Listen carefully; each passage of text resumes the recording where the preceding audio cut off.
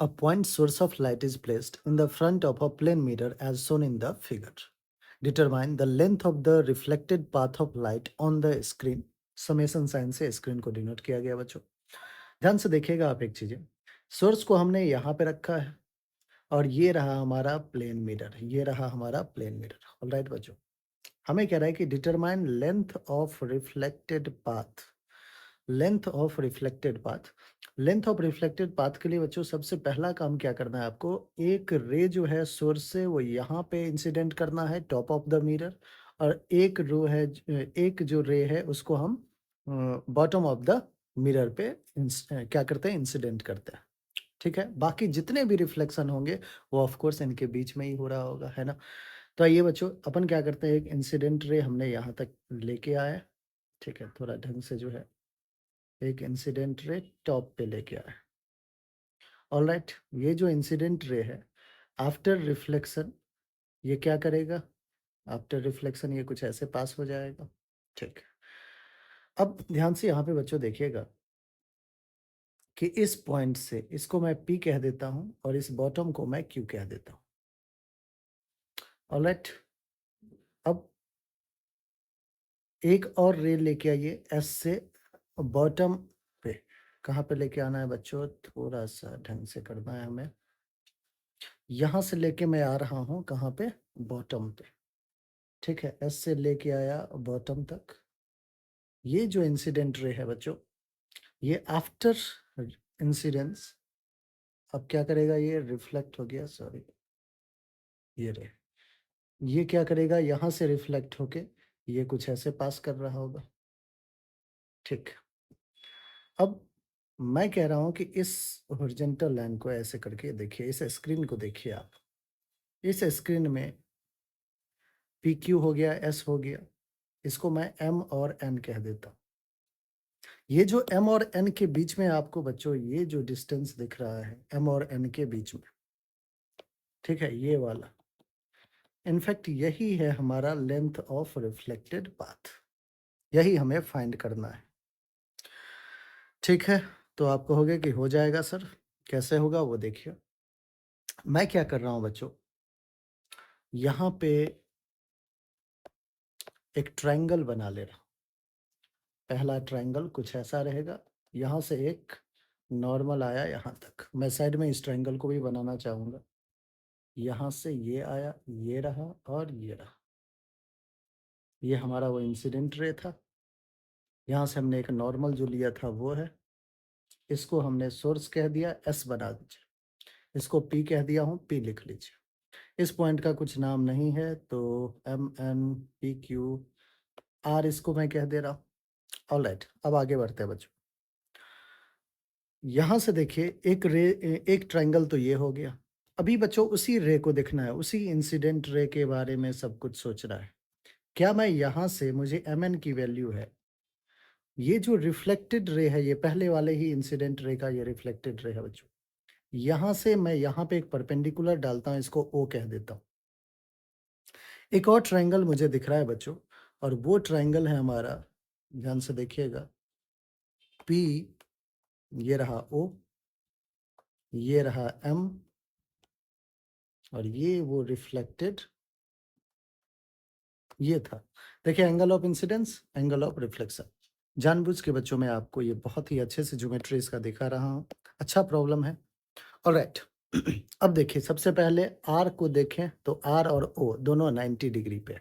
तो आप कहोगे कि सर एंगल ओ जो है वो इक्वल है एंगल आर के, और दोनों क्या है आपस में 90 डिग्री। ऑलराइट, अब आगे बढ़ते हैं। इस दोनों ट्राइंगल की मैं बात कर रहा हूँ बच्चों। थोड़ा सा एंगल का नॉलेज अब हमको लेना जरूरी है। आइए कैसे, रे जो बच्चों यहाँ से इंसिडेंट होके यहाँ पे आया है और फिर वो ऐसे करके रिफ्लेक्ट कर गया है, तो नॉर्मल के साथ ये क्या है, एंगल ऑफ इंसिडेंस। नॉर्मल के साथ क्या है, एंगल ऑफ इंसिडेंस। और देखिए बच्चों ये जो रिफ्लेक्टेड रे यहाँ एंगल बना रहा है, ठीक है, इसके साथ जो एंगल बना रहा है ये एंगल, और ये जो है हमारा नॉर्मल, ये दोनों पैरेलल है, तो ये जितना एंगल होगा क्या उतना ही एंगल ये होगा। और इस एंगल को बच्चों एंगल ऑफ रिफ्लेक्शन आप कह सकते हैं। तो जितना एंगल आय होगा उतना ही एंगल आर भी तो होगा। और ये अगर इसको मैं आर कहता हूँ तो ये भी आर हो जाएगा, और ये आर है तो ये भी आर हो जाएगा। दैट मीन्स जो एंगल पी बन रहा है, एंगल एम बन रहा है बच्चों, वो दोनों इक्वल वैल्यू का बन रहा है। आई होप ये भी कहानी समझ में आ गई। आप कहोगे कि sir angle P is equals to angle M, angle P is equals to angle M. दो और बातें हो गई, पहले तो परपेंडिकुलर का था, अब एंगल पी और एंगल एम दोनों सेम हो गया बच्चों। ऑल राइट, एक बार बच्चों एस और पी के लिए भी सोच लेते हैं, क्या एस और पी भी सेम हो जाएगा? दोनों ट्राइंगल को ध्यान से देखिएगा बच्चों, ये एंगल आई है, ये एंगल 90 है, तो ये क्या हो जाएगा, 90 माइनस आई हो जाएगा। अब इस नीचे वाले ट्राइंगल में देखिए, ये एंगल आर है, आर तो आई के इक्वल होता है, तो आपको हो गया कि ये भी आई हो गया, फिर तो बिल्कुल है ही आर इक्वल्स टू आई। ये आई है, ये 90 है, तो अगेन ये 90 माइनस आई होगा। इसका मतलब एंगल पी और एंगल एस तो भैया सेम है, एंगल पी और एंगल एस भी सेम है। लो, कितने सारे एंगल बच्चों आपने सेम करके यहाँ पे बैठ गए। ऑल राइट, तो बच्चों आप कहोगे कि सर एंगल पी और एंगल एस ये भी सेम हो गया। कहोगे कि सर ये कैसे हो गया, एंगल पी तो एंगल एम के इक्वल है। बच्चों हमने दोनों ट्राइंगल में पी को देखिए कॉमन ही लिया, हम चाहे तो अलग ले सकते थे, लेकिन हमने सेम ले लिया है ज़्यादा पॉइंट ना बढ़ा के, इसलिए। तो कुल मिला कहने का बच्चों मैं इतना ये इसलिए दिखा रहा था क्योंकि मुझे ये कहना था कि जो हमारा ट्राइंगल एस आर पी है वो सिमिलर है ट्राइंगल पी ओ एम का। मुझे ये बताना था कि जो एस आर पी ट्राइंगल है वो ट्राइंगल पी ओ एम का क्या है, सिमिलर। सिमिलर अगर है तो आप ये भी कह सकते हो कि सर अगर आप सिमिलर ले रहे हो तो जितना एस आर का वैल्यू होगा डिवाइडेड बाय जितना आर पी का वैल्यू होगा, जितना एस आर का वैल्यू होगा डिवाइडेड बाय जितना आर पी का वैल्यू होगा, वही P O divided by M O होना चाहिए। बिल्कुल सिमिलर है तो एस आर, ध्यान से देखिएगा बच्चों, ये एस आर की वैल्यू कितना है, आप कहोगे एल गिवन है।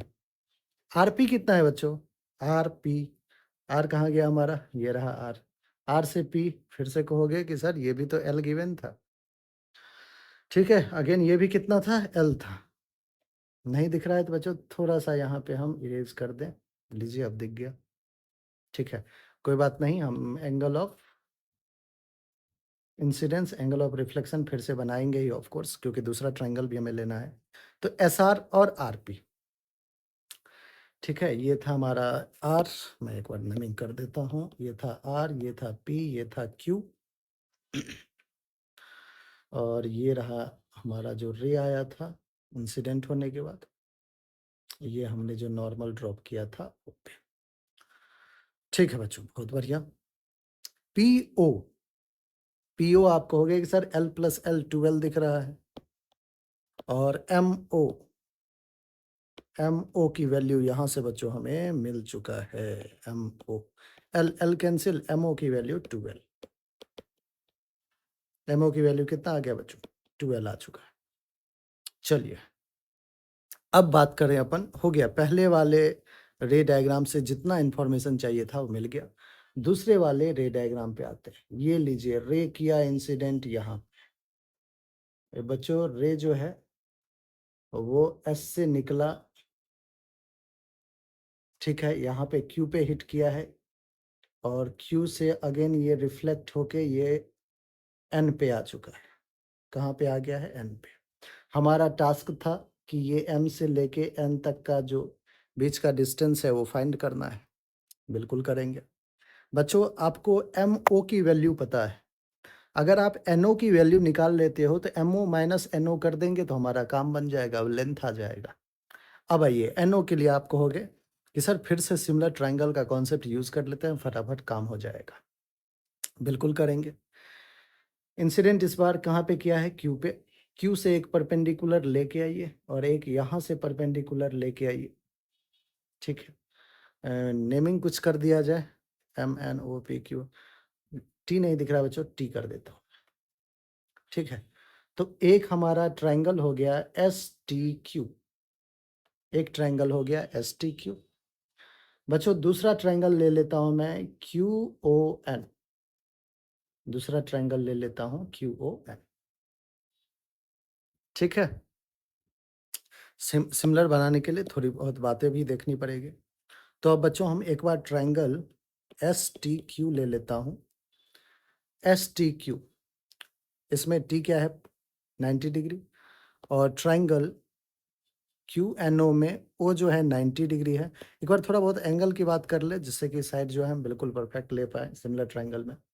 बच्चों अब ध्यान से देखिएगा, ये रे जब इंसिडेंट किया तो ये एंगल ऑफ इंसिडेंस आई बन गया, ये एंगल ऑफ रिफ्लेक्शन आर बन गया, ये एंगल ऑफ रिफ्लेक्शन आर बना तो ये भी एंगल ऑफ रिफ्लेक्शन आर बन गया। जो बच्चों आर है वो आई के इक्वल है, इसका मतलब जो एंगल क्यू है वही एंगल एन है। अब ये 90 है, ये आर है, तो ये 90 माइनस आर। सिमिलरली बच्चों ये आई है और ये 90 है, तो ये 90 माइनस आई, आई और इक्वल टू आर है। तो एंगल एस और एंगल क्यू इक्वल है।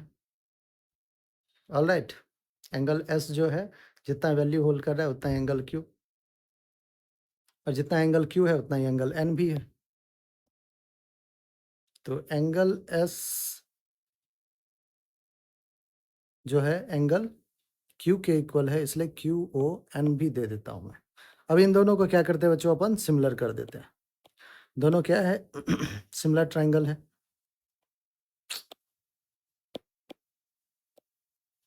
दोनों क्या है बच्चों, सिमिलर ट्रायंगल है। ठीक, अगर सिमिलर ट्रायंगल है बच्चों तो फिर से साइड का रेशियो ले लेते हैं, S T upon Q T is equals to Q O upon O N. S T कितना है बच्चों, आप कहोगे कि सर एल प्लस एल 12 दिख रहा है, लिख देते हैं 12 डिवाइडेड बाई क्यू टी।